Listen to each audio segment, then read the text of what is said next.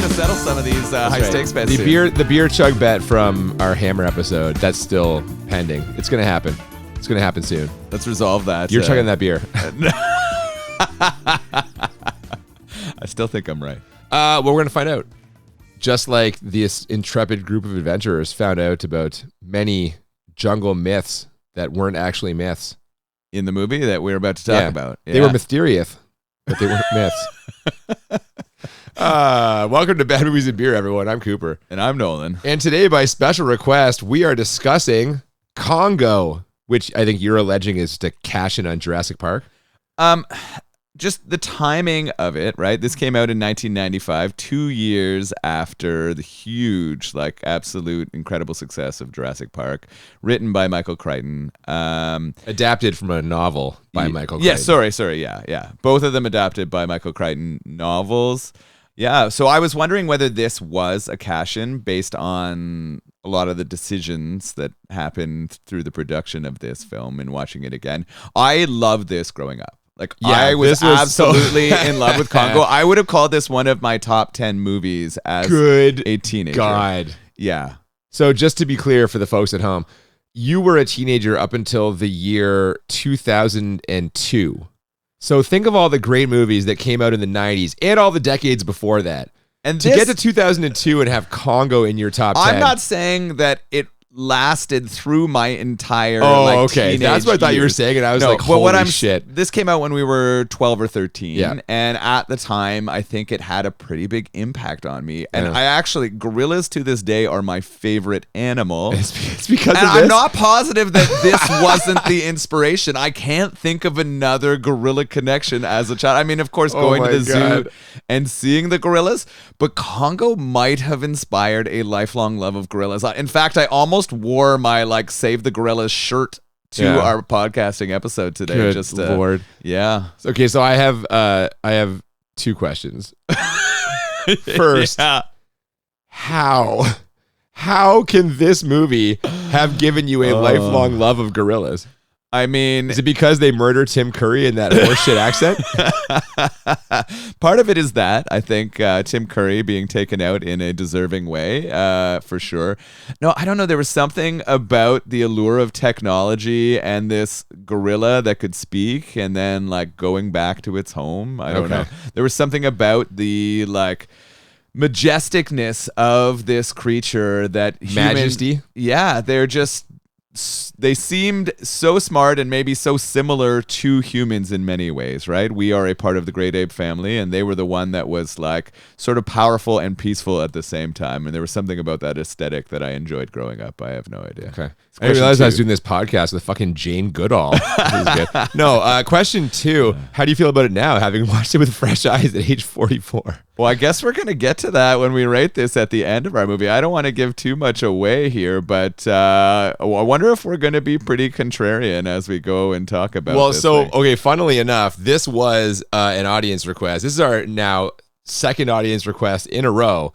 This was requested by Amy Goodwin on Instagram, who is from Australia, I believe, which has nothing to do with this, I guess, but she's just from Australia. And when she reached out and asked for this, what I told her was, happy to do it, but... like, because I knew, like, this is it. You're like, I love Congo. You saw it, like, on my shelf, and you were like, oh, I love Congo. I was like, holy fuck. So, Amy, like, we're doing this for you, but it might just be me shitting on it. Like, that's just so you know. No, there are definitely things that don't survive the childhood 12-year-old, like, reflection, right? Watching it now as a grown man, I have some problems with aspects of this movie, both in its execution and in the choices they made. We're going to get to all of that, the weird stuff that does not necessarily hold up, and the many, many choices. But before that, as always, we have paired the movie up with a beer. And this was, I thought, going to be harder to find a beer that matched, but we actually found one like relatively. It was a pretty fast turnaround for a request as far as we go.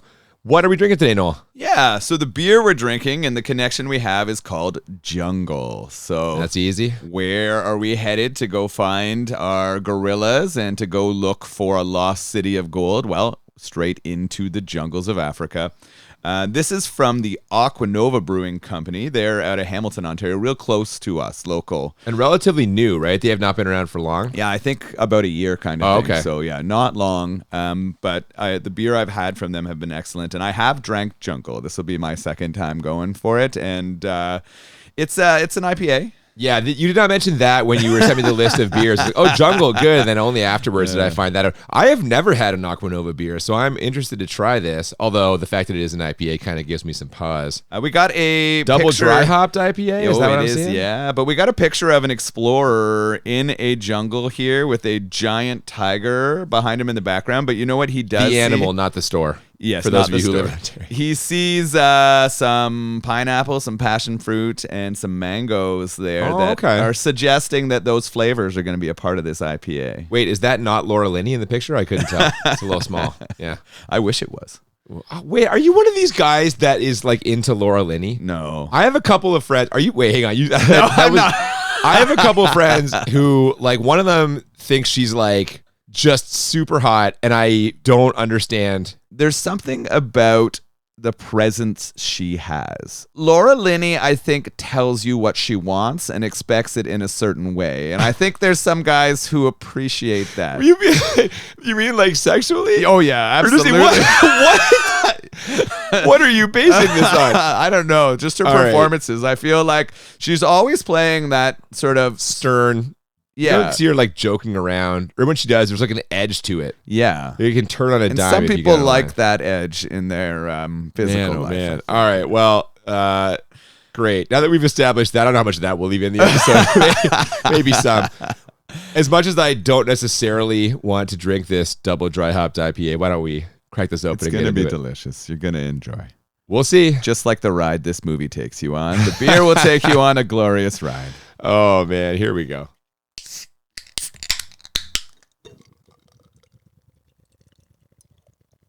So from the Paramount Pictures logo, we dissolve to a plain on the African savanna. The sun is rising and a fleet of jeeps is making its way across the land, pausing briefly at a small village before setting up at the base of a large volcano. Mount Mukenko, we learn via the graphics, which is, of course, in the Congo. Not really. It's not quite the name of an actual volcano. It's kind of like a sound-alike, but I didn't know that until I Googled it. Did you look it up? Yeah. I did, yes. Yeah. Now, we can tell these guys aren't from around here because, they're white. But anyway, it's an expedition and it's being led by legendary character actor Bruce Campbell, Ash Williams himself from The Evil Dead. He and his partner Jeffrey have been searching for mysterious blue diamonds, and guess what? They've found them. As we'll learn in a few moments, these diamonds will be able to power a revolutionary series of communication satellites and also lasers. Or maybe the lasers are the satellites? I don't really know. Either way, this is the find of the century, and I feel confident saying it will come with absolutely zero complications. Yeah, we are setting the mood here really quickly with the music we get in the intro, the overhead shots of Africa, and then, of course, this volcano. The tech ramps up quickly, right? I had actually kind of forgotten how tech forward this movie was. That's the sci-fi part, dude. Yeah, I remembered it more as like sort of like an adventure horror movie from a child. Rather than it being a science fiction-y movie. But you're right, we get some kind of questionable discussions about these blue diamonds revolutionizing things. Yeah, I didn't track that part, if you couldn't tell from my kind of fumbling with it there. It's not great. We also get the boss of the company showing up here shortly, saying how big a deal this is going to be. Apparently, Bruce Campbell is his son. Yes, we do learn that when he established his communications link with the home base in Houston, Texas in a moment. And we also get our introduction of our leading lady here shortly. It seems like she has a connection to Bruce Campbell as well. Yeah, they, as we find out in just a moment, they either were or are engaged. I wasn't clear on that part either because they make a comment about her, how she was going to marry him past tense, but then later in the movie she calls him her fiance. So I don't know. I think they were broken up. I feel like they were engaged and things went awry. They're definitely broken up by the end of the movie. I'll tell you that right now. Well, we're going to find out shortly. Yeah. Yeah, man. No, he does establish that communications link and informs the project leader, that's Dr. Karen Ross, played by Laura Linney, that they have hit the jackpot. So she goes to get the billionaire benefactor on the video call to see the proof for himself. But Bruce Campbell decides that this other guy on the expedition, Jeffrey, should be there to share the glory too. Let's be back here in an hour, he says, before signing off without giving Laura Linney his coordinates. That might be a problem later, especially after Jeffrey takes him deeper into the jungle to show Bruce Campbell another incredible discovery, an entire city that's been hidden away for centuries. He wants to explore it right now, but Campbell tells him they've got to get back for the video call. No problem, Jeffrey says. Just let me grab my bag from that cave over there. And if you've ever seen any kind of sci-fi horror movie before, you know there is a 0% chance of us ever seeing this dude alive again. It is definitely hitting the beats here, right? It is following early and often. Yeah. It's hitting those like sci-fi horror beats really quickly. The temple he's found have these large gorilla statues too, which I mean they're painting it right here. Yeah, they're not really hiding it from us at this point. There's no hiding, but we do, like you said, know that he's about to be killed, and we get Jeffrey killed by something. We don't see it, but we see an eyeball come forward, and oh fuck yeah, man, that was actually pretty good. I thought, not bad. Bruce Campbell's waiting outside the cave getting impatient when something hits him in the back of the head. He's like, aha, very funny, you're throwing stuff at me. And yes, it is a bloody eyeball. And we get a very dramatic close-up of Bruce Campbell screaming in terror before cutting back to Houston, where we finally meet that big owner of the telecommunications company, R.B. Travis, the head of Travicom, and yes, Bruce Campbell's father. His character, not in real life. He's also getting impatient. They should have called back 10 minutes ago. Where the hell are these guys? Travis gets his answer as they pan the camera around, revealing something or things moving quickly across the frame, along with a whole slew of dead bodies. So that's bad, but luckily Laura Linney and R.B. Travis are staying calm and taking this in stride. What was that thing that destroyed the camera? Baboon. Well, I thought it was a gorilla, but I've never... Gorillas didn't kill all those people. Gorillas don't do that. Could have been some locals or a rival company. Please don't go off into one of your paranoid fantasies. I need those diamonds, Dr. Ross! We're getting just a ton of backstory here, but the main takeaway is this. R.B. Travis is a greedy asshole, and he is 100% willing to sacrifice his son, Laura Linney, and anyone else if it means making Travicom even bigger. Yeah, and I guess we're kind of getting the villains of the movie here, right? Capitalism? You're going to do this shit again? Yeah, no, that's right. Yeah. So he's clearly showing that he cares more about the money than he does his own son. It sounds like this company's kind of struggling here. They're on their last scraps. What are they going to do to save this thing? Again, it's those diamonds are going to go into like satellites, but they have to for lasers. But they have to send someone to go find out what happened. Oh, sorry. Right? Oh, yeah. Yes, of course. They have to go get the diamonds first. Yes, he still wants the diamonds, Travis does, and he's not willing or qualified to go down there. So Laura Linney's got to go, man. Because she's not just a doctor of science, see? She's also a former CIA operative. What a resume. Holy shit, where did this come from? Came out of nowhere. I know. Karen is a badass, and this is why so many dudes are into Laura Linney. Yeah, man. No, she agrees to go, but only if Travis is sending her there to find his missing son. If this is about those diamonds, she is going to make Travis sorry. Of course, he says. It's definitely all about my son. Diamonds? Get out of here. You're buying this, right? Do you believe this? Yeah. Oh, my goodness.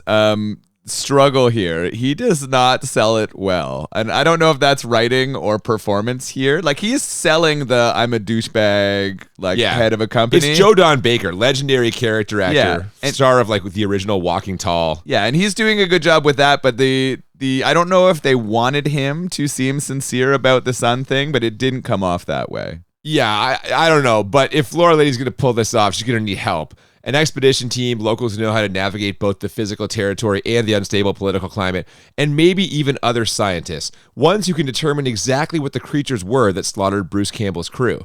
So it sounds like it's time to meet some other characters, starting with Dr. Peter Elliott and his assistant Richard. They've made an incredible breakthrough in the field of human-animal communication, one which could potentially be applied to both understand animal speak and also provide a voice for mute humans. We see this in a brief presentation where Dr. Elliott has a conversation with a gorilla named Amy, one which thoroughly impresses potential benefactors. There's just one problem, though. Amy's mental state appears to be deteriorating, something which is tragically all too common among gorillas held in captivity. Dr. Elliott wants to set her free, but as one of his colleagues tells him, that's the one thing he won't be able to get a grant for. Not even if he frames it as an expedition to have Amy talk to other gorillas. Or won't he? As an ambiguously foreign voice off camera tells us, I will pay. I will pay for Amy to go home. And who are you, sir? Herkema Homolka, formerly of Romania, free now of the chains of Ceausescu, traveling the world, doing good. And yeah, that'd be Tim Curry. And what the fuck is this accent about? Oh my God. There's a lot you just went through there. We get introduced to our speaking gorilla, Amy.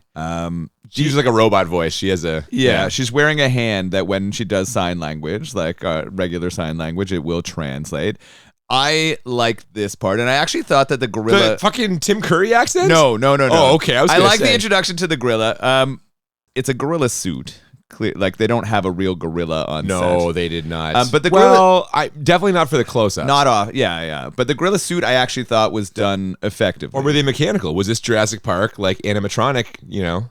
I think there was both. I think they have both of them going on, but I think it's pretty well done. What's not well done, like you said, is this Tim Curry accent. Ooh, man. We had seen him in the audience of the funding pitch that Dr. Elliott was giving.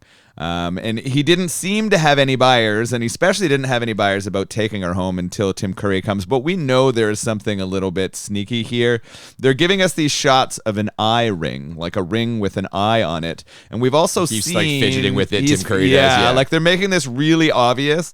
And they've also shown us shots of it in paintings. And his notebooks. Well, yeah, his notebooks. The demented scribblings of a madman. Yeah. And they match with some of the paintings we've seen from the gorilla Amy. So what we know is he's really here because he thinks Amy is going to lead him to something connected to his notebook in the ring. So he's willing to pay for this. But allegedly. Yeah, allegedly. So I guess... Much like his accent, his funding might not be reliable. And we're going to find out about that when I do think they have a bit of a clever like meetup of the two crews. We know we have two crews going to Africa. You don't like it? Well, no, I guess they explain it. Well, you know what? Why don't we just get to that right here? Because yes, we're off to the Congo, or at least these guys are, plus a talking gorilla. But Laura Linney might be shit out of luck, as despite her best efforts to convince Dr. Elliott to let her come along, he doesn't need or want her joining them on the trip. Apparently, she's been trying to get a hold of him for a while, and this is how presumably she knew that he'd be departing from here, because she's got her probably some CIA connections, all that Travicom. They're probably monitoring their telecommunications stuff. But yes, she shows up. He does not want or need her there, or at least he didn't need her joining them on this expedition. But there is a small issue with Herkimer Homolka's cash flow, so they won't be able to take off unless Laura Linney opens up her Travicom checkbook, which she does, and they do. But now Dr. Elliott's got a bigger problem. How to stop a jealous ape from ripping Laura Linney's throat out if he tries to make a move on her man.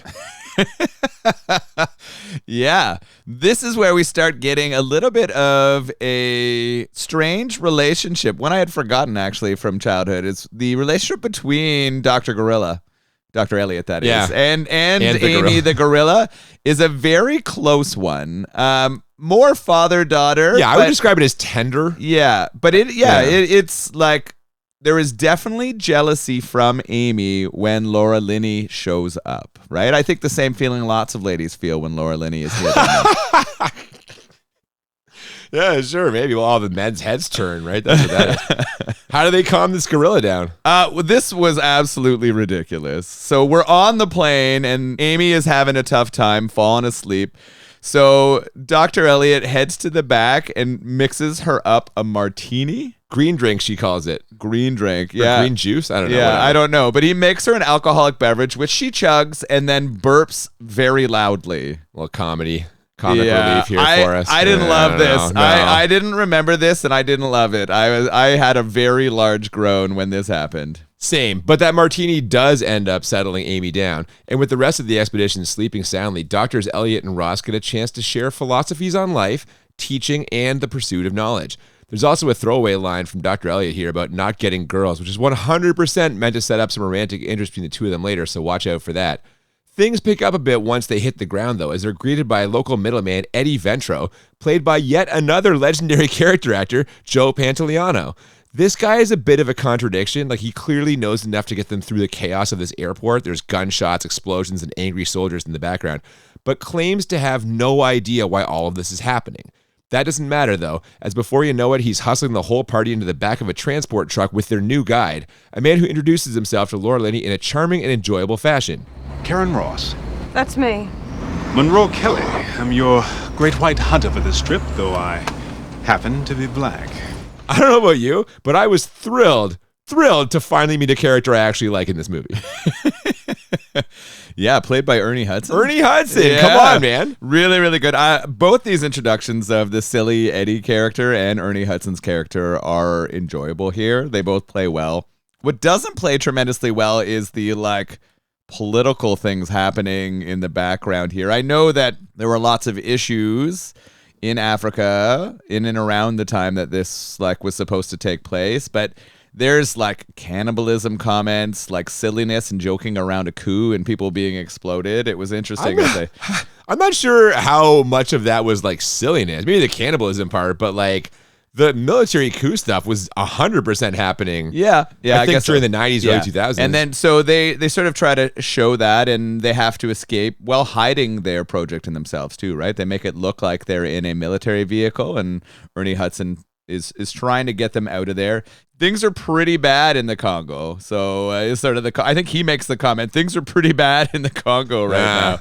And it really is. I had a bit of a laugh because it was pretty fucked up what they were having to deal with to try to get to this mountain. Yeah, I wondered how you would relate to this, if you'd be on board with it or if you'd be wildly offended this whole time. Kind of in the middle, it sounds like. It was it was one of those where it was sort of pulling on me because I have fond memories of this and I'm rooting for it, but also I'm finding some of that stuff You feels didn't pretty age well? problematic. Yeah. Well, yeah. And later the ceremony stuff, I'm not sure I felt uncomfortable about too. All right. Yeah. Well, we'll get to that in a minute. No, as you mentioned, Monroe does explain how tenuous their current situation is, detailing how these situations of political unrest usually play out, while also pontificating on who the real bad guys in the world are. There's a little something for you, Noel. He's confident, however, that he'll be able to get them across the border of Zaire, closed though it currently is. But that confidence takes a hit in a moment when a group of local soldiers stops their transport and, after seeing the foreign faces inside, takes them in for questioning. Now, that questioning is very different depending on which room you end up in. Dr. Elliot and Richard get yelled at in traditional interrogation style, while Monroe, Dr. Ross, and Herkimer Homolka get offered coffee and cake. The captain of this military outfit, played by yet another legendary character actor, Delroy Lindo, nominated for an Oscar earlier this year, says there's no way he can possibly allow them passage through his country. But his story changes once Laura Linney starts putting money on the table. And with that settled, there's only one other problem they need to deal with. Turns out the captain has met Herkimer Homolka before and asks him, "What are you doing in my country, you bag of shit?" Captain, please. I only wish to explore and discover. This fellow is a big bag of shit. He owes money to everybody everywhere he goes. well, I'm starting to understand why he couldn't afford the fuel for that jet earlier. Yeah. I just wrote it down that he's a broke cheat here. Yeah. It's funny because in the end, Amy is going to save their asses here a little bit. Yes, that part actually is pretty humorous. They do strike a deal with the captain. They're going to be allowed passage in exchange for the cash and employing 10 of his men as part of their expedition. But he bemusedly tells them that the gorilla is the real reason he's letting them through, because nobody in this country wants to be seen being mean to a gorilla in an American movie. Yeah, it's fear of cruelty to animals or what's actually getting them through here, which, hey, I'm all on board for. Absolutely. Now, to me, I felt like that line seemed a little out of place. But either way, soon they're out of this place and on their way to the Congo. But before then, we've got a quick stop to make in a little town called Backstory, where we find out that Herkimer Homolka isn't some random Romanian philanthropist. He's searching for the lost city of Zinj and has been for years. That city boasts untold riches, but so far all Herkimer has discovered is how to ring up debts and a bad reputation, as his personal expeditions have been just legendarily bad. And yet, they're still bringing him along. What the fuck are they doing that for? It makes no sense to me. Because we need a comedy foil in this thing, and they can't leave him behind, apparently. It is really weird. I don't understand why he gets to come along. They don't really explain the use for him. He doesn't have information that they need. Nope. That's sort of a missing piece. I wonder if that was written better in the book rather than the screenplay, why he kept going there, or if his inclusion in this is we just need the funny man. Yeah, I think that's what it is probably. But either way, he's coming. And we've got good news and bad news in our next scene. The good news is the expedition party makes it across the border into Zaire. The bad news is that the minute they do, troops start launching rockets at them. So they've got to make a hasty exit from this plane, which they do via parachute after Laura Linney gets to show off some of her ex-CIA skills. She kicks the plane door open and starts firing flares out of the fuselage, which is a neat trick that causes the heat-seeking missiles to explode harmlessly before reaching the plane. Other than Dr. Elliot, who has concerns about Amy getting hurt in the landing, and Herkimer Homolka, who is unsurprisingly a bit of a pussy, Everyone quickly jumps out and floats safely down to the jungle below, right before the troops blow the plane to smithereens. So they can all breathe easy, right? The hard part's over? I mean, crossing the border while getting shot at in your plane trying to get taken down is pretty tough. Thankfully, Linny was there to stop them from being exploded. You're right. All of the problems are over now, though. We're just going to have a quiet walk to the base of a volcano. We're going to find Bruce Campbell alive, and we're going to get out of there, and this story is going to be over. Boom, 37 minutes. No, I'm just kidding. Could you imagine? No. I will say, though, it takes no time at all for Amy the gorilla to feel right at home. She is visibly excited by what we can assume is familiar wildlife, and Herkimer Homolka is visibly excited by the fact that she's visibly excited. His theory that we finally learn here is that pictures she was painting back at Dr. Elliott's university are proof that the lost city of Zinj exists. A gold oval in particular is precisely the symbol he's looking for, the one in that ring that you mentioned earlier. But despite his enthusiasm, Monroe tells him that the lost city of Zinj is all a bunch of horse shit, and King Solomon's diamonds are long gone if they ever existed at all.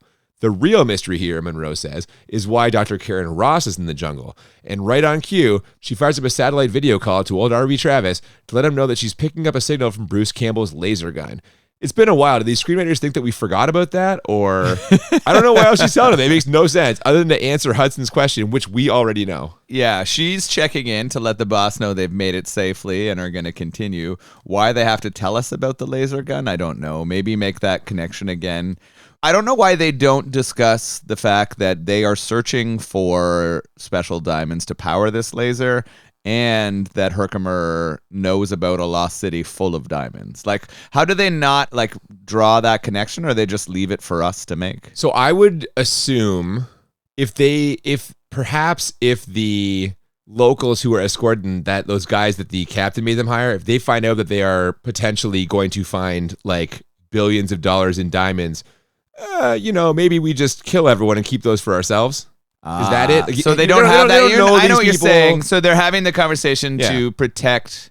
They don't have that conversation to protect it. So it's better for them to think it's Ernie fake. Hudson. Yes, but maybe they can't trust Ernie Hudson because they don't know him from Ghostbusters. Yeah. The interesting thing here is after she sets up the satellite and makes connection, Amy has a little freak out and crashes into it by accident, and it looks like it's happening again. It looks like killer apes. Oh, to Travis, you mean? Yeah. From Houston, it looks real bad. And then my question immediately is a third group coming? Is help coming by a third group? And we're going to find out. Yeah, that was not my immediate question, but it absolutely does happen later, as we'll see. But before then, we get some light nighttime comedy when everyone gets woken up by the sound of gorillas fucking. It's true. No, and then we get a couple of quick scenes that reveal the very real dangers of the jungle. First, one of the party unit gets himself and his gear swept away by a mudslide. Then a guy who I'm 90% sure is Mr. Echo from Lost encounters a deadly jungle snake and has to cut its head off. But the real horrors of the Congo are revealed the next morning when Dr. Elliott wakes up to find a leech on his cock and/or balls. Of course, I'm assuming the part that you found most disturbing was when a ghost tribe emerges from the jungle to make status assumptions based on racial stereotypes. Why are they laughing? They asked who was in charge. I said I was. What's so funny about that? I'm black. I should have luggage on my head. You like that part or what? Yeah, this tribe part I was a little uncomfortable with. I can't believe it. It's funny that you made the joke about the gorillas fucking because it was in this point in my notes that I wrote, good sound production here. Yeah. So I You don't can really hear them. Man, they have really caught that. I can hear it. Oh shit. I'm questioning some of the silly choices and weird, funny humor that's happening in this.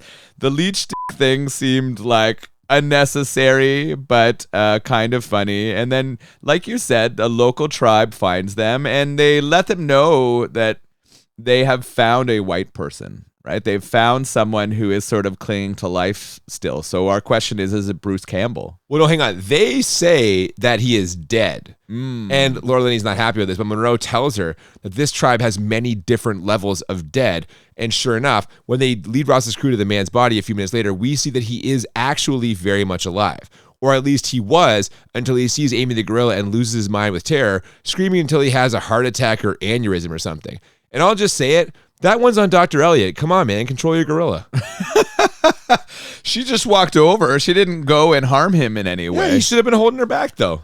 Yeah, This she's fucking scared. guy sees her and he dies immediately. Well, that's clearly trauma from the meeting with the gray or white gorillas who we've been hinting at all movie. They've shown little cuts of these scary gorillas, but we haven't actually got clear views of them yet. And we won't for a while still. They really hold off on that till kind of the end. And it was less spectacular than I thought, I guess. And we can get to it when we get there. But Yeah. I was like, oh, they're just sort of meaner looking. Yeah. But we're about to because they're white, you're saying. What this is we're on a jungle adventure, and what do you need to add to your jungle adventure? It's not complete unless you go on one of these. Treacherous water travel. Whitewater rafting There you go. trip. Exactly. Yes. Yes. And that's what we get with the reason for Dr. Ross's involvement in this expedition now firmly established. The party sets out to find the location of Bruce Campbell's laser and also body or whatever. And this will involve not a small amount of whitewater rafting and also a sing-along.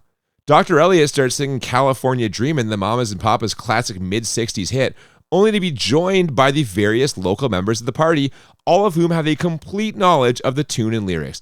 So there you have it, Noel. Music really is the universal language.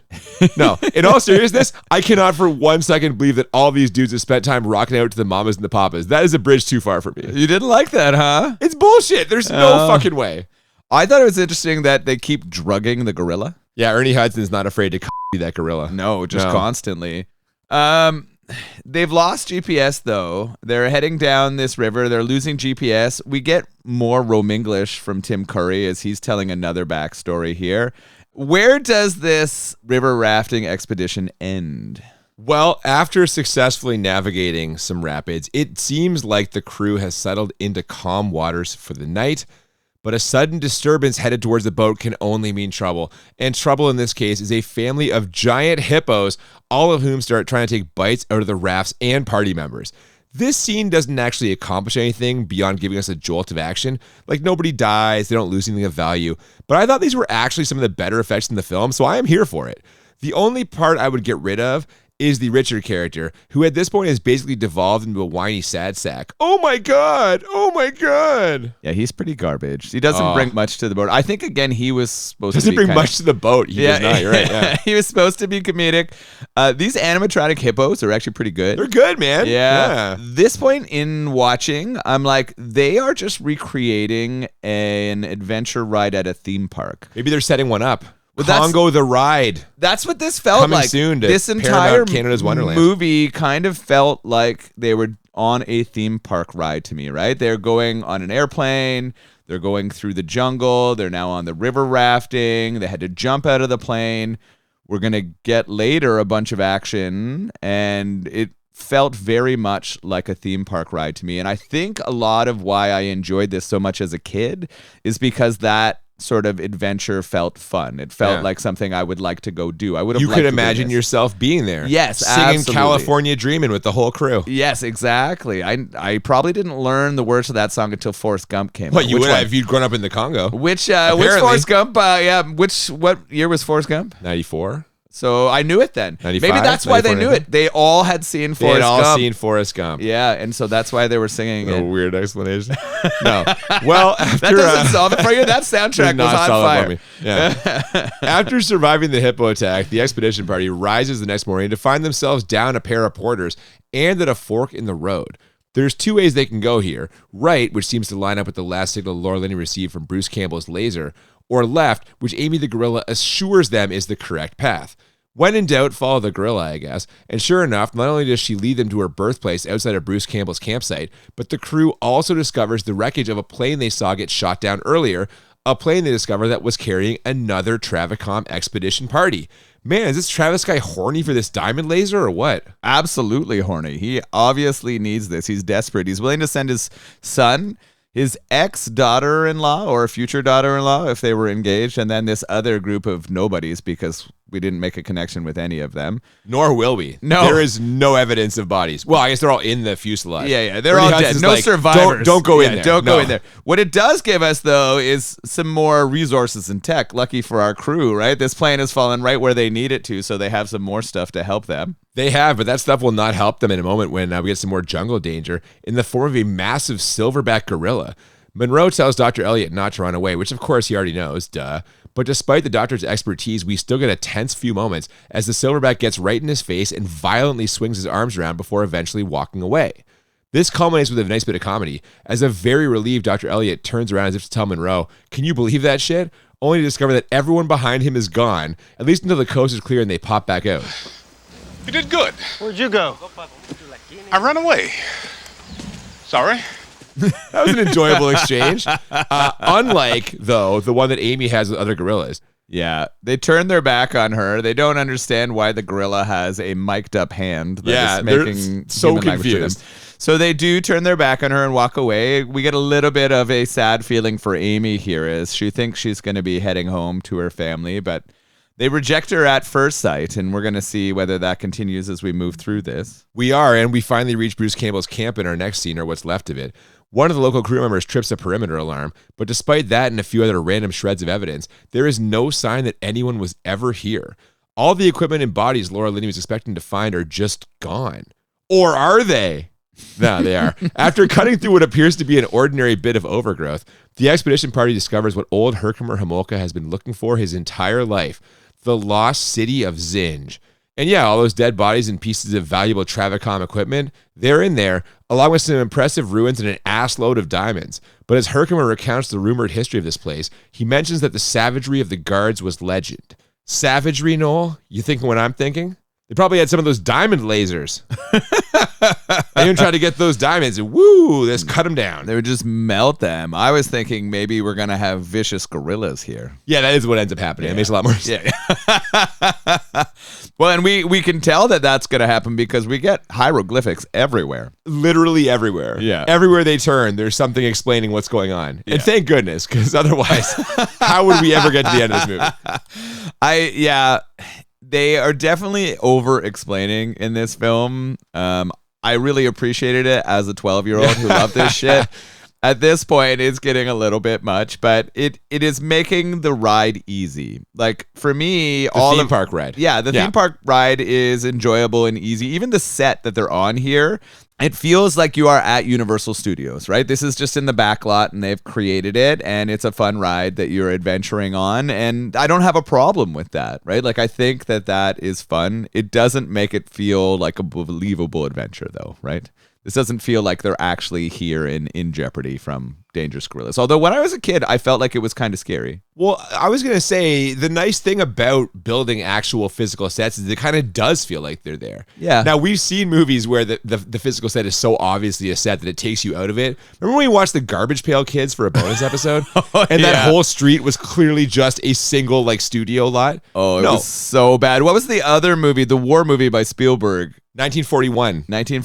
Yeah. That one took me out of it because it was on that set the whole time. But at least you can recognize like tangible distance and stuff between that. I will always appreciate that more than the CG fucking bullshit.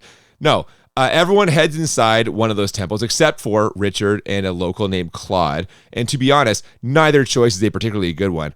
The group who goes in finds the temple is wildly unstable thanks to a bunch of molten lava flowing beneath it, and the two guys who stay outside find the formerly mythical killer ape, and it rips them to shreds.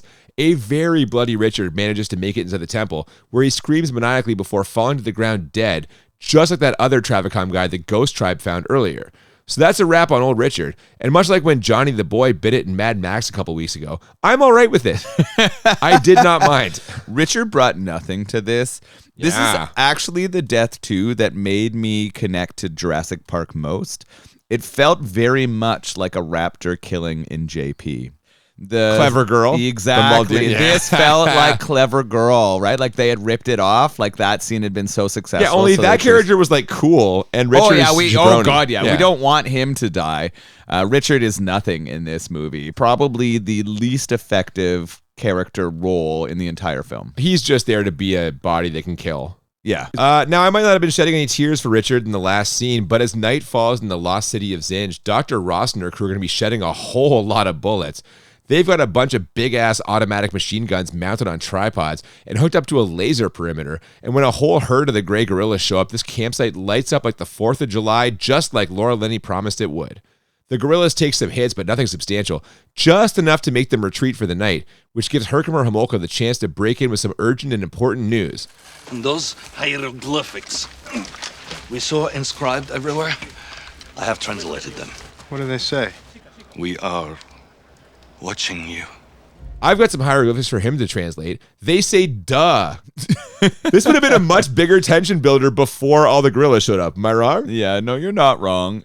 The gorillas are testing the perimeter just like the raptors do in Jurassic Park again. We're getting more of those connections to me. These really smart, lethal gorillas are injuring themselves to test out and see what this camp is.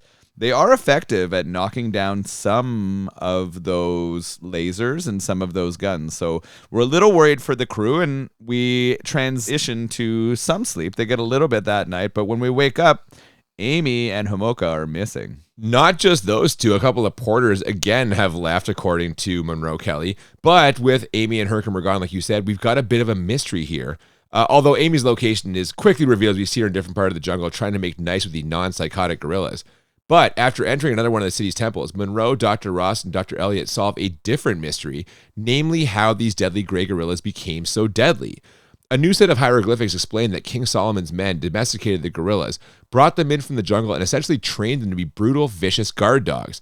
So there you have it, Noel. The real monster in this story isn't the gray gorillas. It's history's deadliest animal, man. It's always man. We are the absolute worst. We're the fucking worst. Yeah, Yes. we're screwing everything up. We mess up nature. Yep. Right? We're destroying the planet. We don't responsibly use technology. No. We rape. We pillage. We watch pornography. We want diamonds for power and money, not to, I don't know, what was the purpose Establish better cell phone links. I don't know. We make bad decisions. We make bad decisions. Yeah. You're right. I'm still hopeful that man can do better, right? And maybe You if are we an put optimist. our trust in Mother Nature, in Amy, in the good gorillas, then things could go well. They could go well. Well, that's yes. It's funny that you mentioned that because that may come up later, as we'll see in a few moments. But in the meantime, after some more seismic activity and some sulfur gas causes the expedition party to hastily move to a different part of the temple, they discover three things: Herkimer Homolka alive and well, the diamond mine itself, complete with conveniently visible diamonds strewn about in the ground. And apparently the fact that the "we are watching you" message from before wasn't about the gorillas. It was for the gorillas. A way to remind them their masters are watching. You know, so they would behave. And I have two thoughts about this. First, great job, guys. That definitely worked. And second, what in the living fuck? That is the dumbest shit I have ever heard. And if I was there when Dr. Peter Elliott said it, I would have told him that to his face.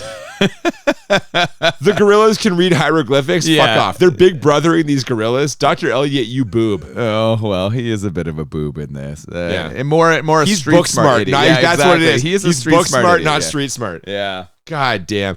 Hey, remember those diamonds I mentioned were scattered all over the mine? Yeah. Well, the other thing that's all over the mine are a bunch of ominous gorilla-sized caves. And sure enough, once Herkimer Homolka starts filling every pocket, pack, and orifice he can with diamonds, deadly gray gorillas start pouring out of these things, attacking and savagely killing Homolka, Mr. Echo, and basically everyone else who isn't the main character. Laura Linney thinks she spots a way out, but it's actually a dead end. Literally, as we finally confirm that yes, Bruce Campbell was murdered by the deadly apes. So R.I.P. Dr. Ross's former love interest, and almost R.I.P. to her future love interest, as Dr. Elliot gets knocked into the middle of this death cave where he's sure to be killed as well. You know, unless Amy the Talking Gorilla ends up being the real hero of this movie. You're nodding. Yes.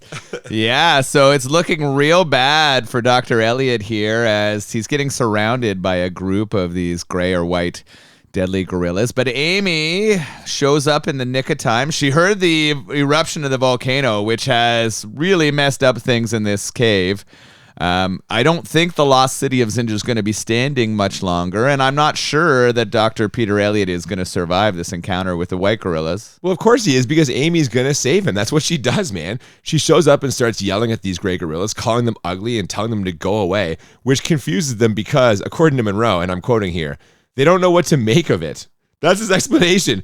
But this distraction allows Laura Linney time to load up the diamond laser and start cutting these things down. Pew, pew. Gorillas are dropping left and right with effects that are actually pretty decent, I thought. Yeah, why did you pew pew?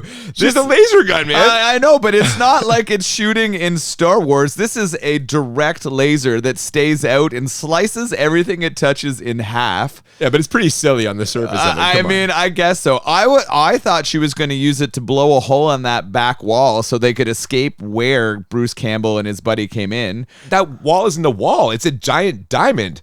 That's a huge geode. Oh, yeah, they were in a geode. You're right. Enough to power 1,000 satellites. Yeah, it was quite the impressive geode. Obviously, that geode was the source of all these blue diamonds, but unfortunately for everyone, the volcano is really fucking things up right now. Well, and that's what I was going to say. You're right about the laser. It's not a Star Wars like individual shot. The effects here are actually pretty decent, I thought, until the CG lava starts pouring in. Yeah. That's when things get a little dicey. To be honest, I think they did it better in Dante's Peak. Yeah. You agree? The lava? Yeah, oh yeah. Well, Dante's Peak does have some decent lava moments. The choices the characters make and the way that their cars and like things interact with it are absolutely ridiculous in Dante's Peak. Right? All your problems in movies come down to the cars, I find. Yeah, I have a real issue blow with up the too easily, appropriate automobile physics in most things. Yeah, like we discussed a little bit last time with fucking Mad Max. Yeah. Anyway, Laura Linney, Monroe, Dr. Elliot, and Amy the Gorilla all make it out of this rapidly disintegrating topography, which of course we knew they would, despite the screenwriter trying to build some suspense by having Dr. Elliot not once but twice nearly fall into a giant lava pool. Amy saves them again, what a hero, and eventually they escape into the jungle as the lost city of Zinj crumbles behind them. So with that out of the way, it's time for everyone to start heading home. Monroe Kelly breaks out a hot air balloon from the crashed plane, while Laura Linney makes a satellite call to old R.B. Travis. Karen, is that you? It's me, Travis. I thought I'd lost you. I sent another expedition. Did you get it? I have bad news. Charles, he was killed. Did you get the diamond? Did you? So capitalism rears its ugly head again, your words. But Dr. Ross promised to make Travis sorry if that was why he sent her there. And it turns out she was not kidding. Yeah, so she's done with him, right? Clearly it wasn't about finding his son. Clearly it wasn't about that saving of Charlie. It was about profit. You know what she says? I'm going to use this fucking powerful laser to end you. And she does by shooting that super powerful laser using that diamond right into the satellite in fucking space and destroying it. This is the part I didn't understand, though. It's like that she says like something about like what would happen if I sent this like laser through this diamond. He's like, with a diamond that big, it would. I don't understand the science behind this. It's not possible. Clearly, it's science fiction. Not real, yeah, but like, but she uses the diamond to power that laser so strong that it cuts the satellite, the one for that company essentially in shoots space. the satellite. Yes, she shoots the satellite from down. Earth. Yes, and destroys it. I laughed out loud. I straight up was like, "Oh my fucking dude!" God. I was too confused to laugh. Yeah. Like I knew she was fucking up his shit, and like, No, great she job. fucked up his shit. Eat Yeah. a dick, Travis. Yeah, You deserve it. She But, ended him and his company by exploding. I'm sure their like $1 billion satellite with this fucking diamond laser gun from a hot air balloon. Like the physics of that, they're like floating around above Africa, and she's shooting down the goddamn satellite. She did a reverse Moonraker. Remember in Moonraker, the satellite was going to laser the Earth, and this is the opposite. Yeah. Wow. Well, thank you for explaining that to me because I was thoroughly confused, as I often was when the tech part came up in this. I did not know how to process it that. wasn't done incredibly well. Not very clear. No, it was not. Anyway, when I said it was time for everyone to start heading home, I meant everyone, and that includes Amy the Talking Ape, who says a tearful goodbye after first communicating to Dr. Elliot that Africa is in fact the motherland. Then she heads off with the quote-unquote good gorillas to live out the rest of her days, finally home and hopefully free from captivity. And after a quick comment about how humanity are the ones who really don't know what they're doing, or maybe Monroe just meant that the three of them are literally in trouble, they don't get the fuck out of there, the last remaining members of the expedition float away in their hot air balloon, throwing caution and giant diamonds to the wind. Roll the credits. Yeah. PG-13? I don't fucking know. I didn't do a lot of investigating besides. I wasn't sure. Googling, Well, I only asked because I was like, I'm pretty sure my 9-year-old would fucking love this. Oh, you don't think they'd be scared by the savage gorillas murdering guys with the bloody? Poor Richard. If me watching Nolan. this as a child turned into a lifelong love of gorillas, how could it go wrong? If you watch this as a child turned into a lifelong love of gorillas, I'm going to recommend therapy.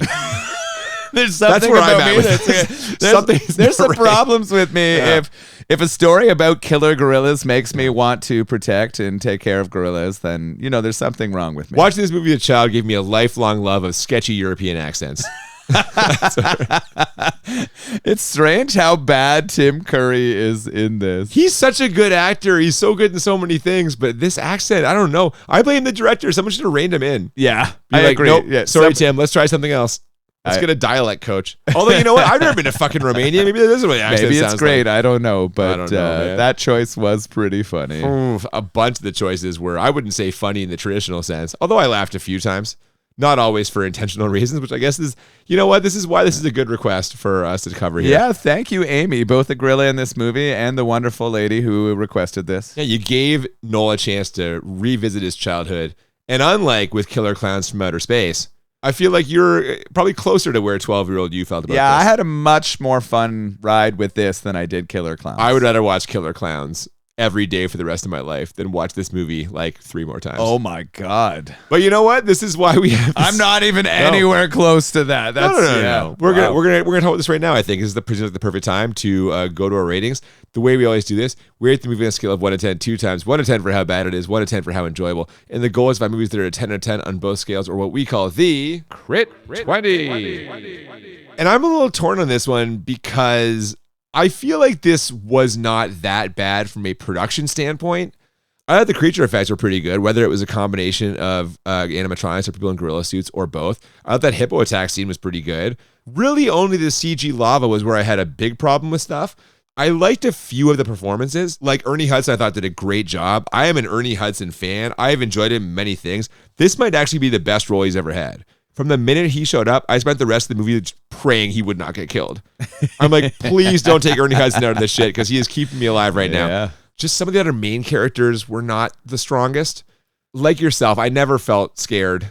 Like I knew that we weren't going to end this movie with Laura and get ripped apart by gorillas. That was never going to happen. So I guess if that's how we're grading it from like a horror standpoint, not great. From a sci-fi standpoint, also not great. I did not understand a lot of the tech stuff like I mentioned. But overall, in terms of like the general kind of plotting and the pace, not a lot of scenes I would consider unnecessary. 1 or 2 that we mentioned. A couple decent performances, some decent effects. I don't think this is like that bad. I'm going to give it a 6 for how bad it is. I'm going to have a high enjoyment for this, but I think it's like a decent-ish movie that probably accomplishes most of what it set out to do. How bad did you think this was?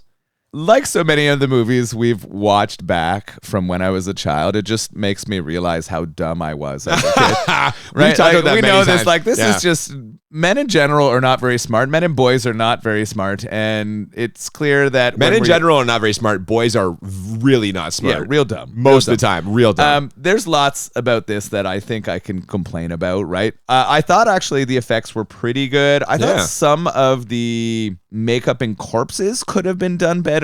I thought that the corpse of Charlie, of Bruce Campbell was pretty poor. I thought that some of the silliness they brought out in the gorilla was unnecessary. The drinking and burping and some of the other like comedy moments I didn't love. I preferred the gorilla in a more like, I don't know, majestic, authentic. You wanted a more serious gorilla. Yes, I wanted the gorilla to be more serious.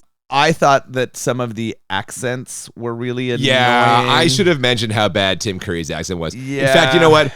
I'm going to change it right into a 7 just because that accent is so fucking bad. It deserves another point for how bad this movie was. So I'm a 7 bad now. Accent terrible. I did feel in watching this back that it was a bit of a cash-in on Jurassic Park, or it felt like it might be an attempt to do that. And I don't know if this is enjoyment or bad, but I thought that the realism was a struggle. Like I didn't feel like a lot of it was believable. Yeah. So my bad rating on this actually fell higher than your original thought, or locked in with yours. I thought it was a 7 bad. Okay, so we're the same. Yeah, we're the same in bad. Just in terms of like what it was. I actually thought that the music was quite well done. The sound effects, those gorillas banging were really, really clean. And many other sound effects were really good too. I thought it was well edited.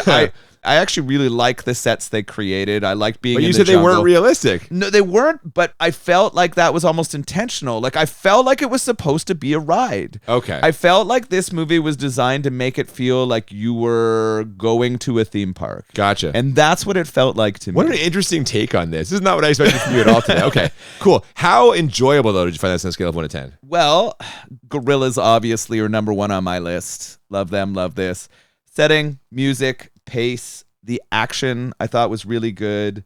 Sometimes I liked the silliness, sometimes I didn't. I liked the performances of a couple actors. Laura Linney, right?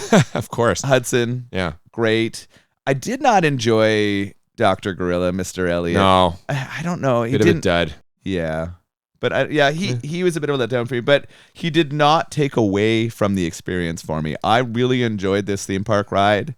I'm giving it a 9. Good Lord. Wow. So you're still up there for it. Still eh? loving it. Not a good damn. movie. Not a good movie. Yeah. Would not go on a list of my favorite good It's movies. off your top 10 nowadays, 43. Yeah. But it is a fun ride. It is one that I would way rather watch than Killer Clowns. And it's one that I actually look forward to watching with my kid. Well, anytime you want to bore with, you just let me know. I will. Physical media forever. Yeah. Okay, interesting. So I'll start by saying I do not love gorillas as much as you.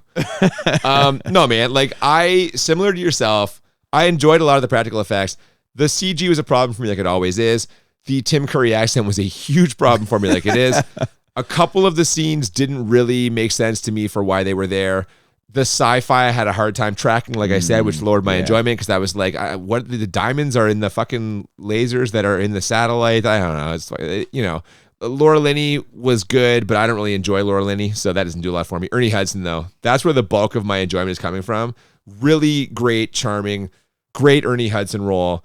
I don't know, like, I kind of feel like this movie accomplished what it set out to do, but I also feel like what it set out to do is not something I'm particularly interested in. So I am only going to give this a 7 for enjoyable. Oh. Didn't like it nearly as much as you, but like there's definitely worse things to watch. I'd rather watch Killer Clowns, but I could watch this again for sure. If my kid wanted to watch this, I'd be like, fuck yeah, let's put on Congo. Daddy, why is that man talking that way? I don't know. The director made a weird choice, but no, man, I'm glad we talked about it. Yeah, thank you, Amy. Yeah, thank you so much, Amy, for requesting this. I'm glad we were able to do this. Hopefully you enjoyed our take on it here. Speaking of things we may or may not have enjoyed, what'd you think of this beer? I loved it. I figured you would. Yeah. It was so easy for me to drink. Hazy IPA that leans heavily into those citrus fruit notes. Really, really enjoyable. I would absolutely trek back into the jungle for both the movie and for this beer again. Okay. A trip to Aquanova, if you're anywhere in the area, is worth it. I haven't seen their stuff in any of our distributors yet. So it's one of those that you kind of have to be around the brewery to get your hands on. But worth a visit if you're in the Hamilton area or driving through. It's right off the highway too, so it's close if you're heading by. Yeah, I was not excited for this, as we know from the beginning of the podcast, but I took my first sip with a little trepidation, and my first thought was, like, not that bad. And then I took a second sip, and I was like, maybe like a little hoppier than I would like. And I took my third sip, and I was like, fuck this beer. No. It got sort of, like, hoppier the more I drank of it, which is weird. I never get the fucking fruity notes unless they literally put like some fruit puree in there. I never get it. Fruits, yeah. No, I just get like a vaguely. I guess I get like citrus notes, but that was like very generic. It's like a generic like vaguely citrus flavor. It's just a little too hoppy for me. So it's the hazy for you. I think that the double dry hopping of this and the hazy style tend to push the bitterness too far for. I don't need a single dry hopping. Yeah. Let alone a double. Yeah, I know. Good God. Yeah. But at the same time, like I knew you were going to like it because I tasted it. I'm like, I know at this point what a good IPA tastes like. Yes. I know I don't like it, but I know what it tastes like. And I tasted it. I'm like, fuck yeah, IPA guys will enjoy this. Not for me. Yeah. So we'll have to find some sours from them for you. And please. Yes. Love the idea. Okay. So we accomplished this one today. Now, 2 weeks from today, we are going to finally be covering a movie that we thought we were covering 2 weeks ago. 2 weeks from today, we're covering Samurai Cop. If you want to hear our wind up for that, we'll listen to the end of our Child's Play 3 episode. We go into great detail about the movie. but it's finally happening. Yes. And I love that we're doing that. And I already know the beer we're having for that. And so I'm very on board with that beer. So fuck yeah. Samurai Cop in 2 weeks. Big thank you to Amy Goodwin on Instagram for requesting this episode. Hope that you enjoyed. Before then, speaking of Instagram, if you haven't already, please follow us on social media at the BMB Podcast on Twitter and Instagram. We love the requests. We love hearing from you. If you'd like to send an email, thebmbpodcast@gmail.com. Yes, definitely. We are probably running out of time for requests for this season, but season 7, give us some ideas. We're happy to do that for you. Thank you for joining us today for Congo. We hope to see you back here in 2 weeks' time for Samurai Cop. For real this time. Until then, I'm Cooper. And I'm Nolan. And we'll see you next time on Bad Movies and Beer. Keep feeding the gorilla martinis. Okay. Yeah. Keep drugging that gorilla. Where you are the endangered species.